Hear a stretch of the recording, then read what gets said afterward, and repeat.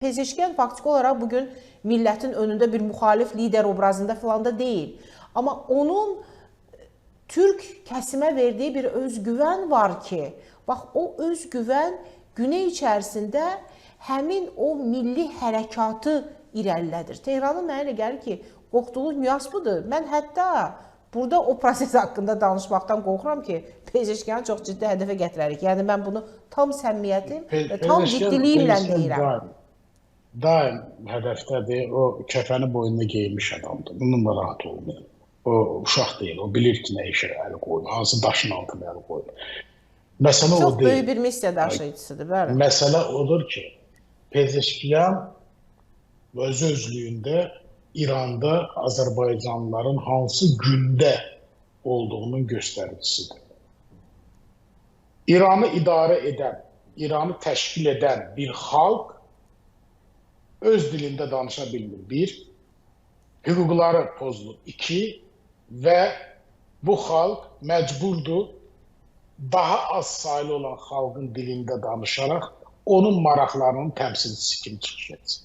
Pezeşkiyanın səfərində biz bunu anlamalıyıq. Türk oğlu Türk, farsça danışır, İran barəsində danışır, Təbrizdəki kimi hiss edirəm deyir və bütün dünyaya göstərir ki, İranı əslində idarə edənlər kimlərdir? İranı idarə edən, idarə olunan türklərdir, idarə edənlər azlıqda olanlardır. Eynən Suriyada vaxtilə Əsəd rejimi zamanında Ələvilər vaxtilə bu vəziyyətdəydi. Amma bu da çox çəkməyəcək, əmin edirəm sizə. Çünki mən Böyük Turan ideyasından danışmaq istəməzdim. Ona hələ çox var. Amma Azərbaycanlıların bir olması, mənəvi cəhətdən bir olması çox önəmlidir. Ola bilər ki, biz ərəblər kimi birləşə bilirik. Məsələn, Məğribdən tutmuş, Mərakeşdən tutmuş, Əlcəzairdən tutmuş, ta ki Malaziyaya qədər olan bir böyük arealda ərəblərin izləri var. Amma bir dövləti yoxdur. Bəlkə də bir dövlət heç bizə gərək də deyil, bilmirəm. Hadisələrin gedişindən asılıdır. Ola bilsin 3-4 Azərbaycanlıların dövləti, türklərin dövləti olsun, bu da ola bilər. Niyə də yox? Almanların vaxtilə 78 dövləti olub. Almanların idarə etdikləri, Kürtlər, Herseqlıqlar və s. və s.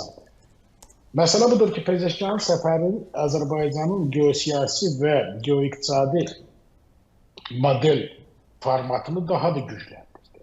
Və bütün dünya gördü ki, 10 milyonluq Azərbaycanla əlaqələrə böyük 88 milyonluq İran can atır. İran rəsmiləri bunu bizim dövlətimizin əslində maraq dairələrindən biridir. Biz Azərbaycanla qonşu olduğumuz üçün bunu edirik və s. və ilaxır kimi söz yığınından istifadə edirlər. Halal xoşlar olsun. Özlərini aldatmağa davam etsinlər.